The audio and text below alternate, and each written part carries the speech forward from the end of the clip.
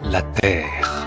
Autrefois, sur notre planète, la Terre, l'homme se contentait du soleil, des rivières, de la mer et du vent. Puis, il apprit à domestiquer les énergies. Au début, l'homme s'est servi des combustibles organiques. La biomasse, c'est-à-dire le bois et les végétaux, l'aidait à se chauffer, à s'éclairer et à faire cuire ses aliments. Puis, en observant les forces dans la nature, il a compris qu'il pouvait s'aider de la traction animale en la transformant en énergie mécanique.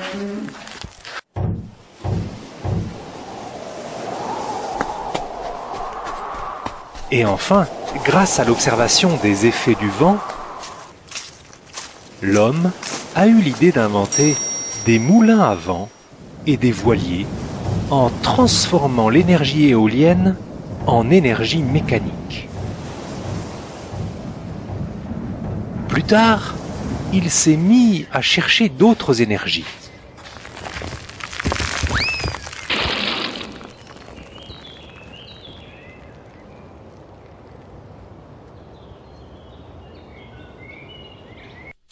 Il a creusé le sol pour y puiser du charbon. En faisant chauffer de l'eau, il pouvait utiliser la vapeur pour transformer l'énergie thermique en énergie mécanique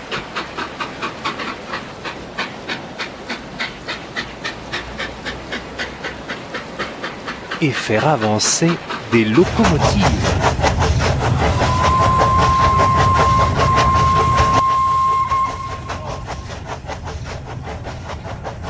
En creusant encore et en réfléchissant beaucoup, l'homme a découvert les vertus du pétrole et du gaz.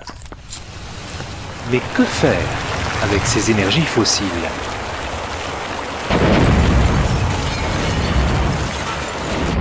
Des moteurs à explosion!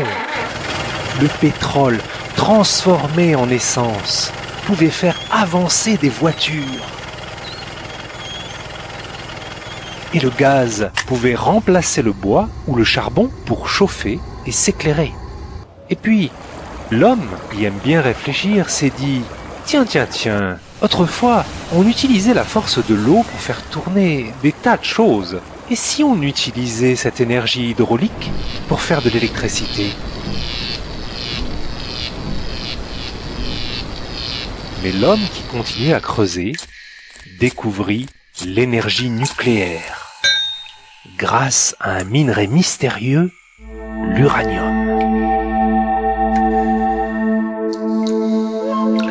Il continua donc à faire de l'électricité avec de l'uranium dans des centrales nucléaires. Et puis un jour, l'homme s'est dit qu'il fallait quand même réfléchir un peu mieux. Ne pouvait-il pas s'intéresser de nouveau au soleil, aux rivières, et à la mer et au vent, qui ne polluent pas? Notre planète, la Terre, offre aux hommes de nombreuses énergies renouvelables. Saura-t-il demain les domestiquer ?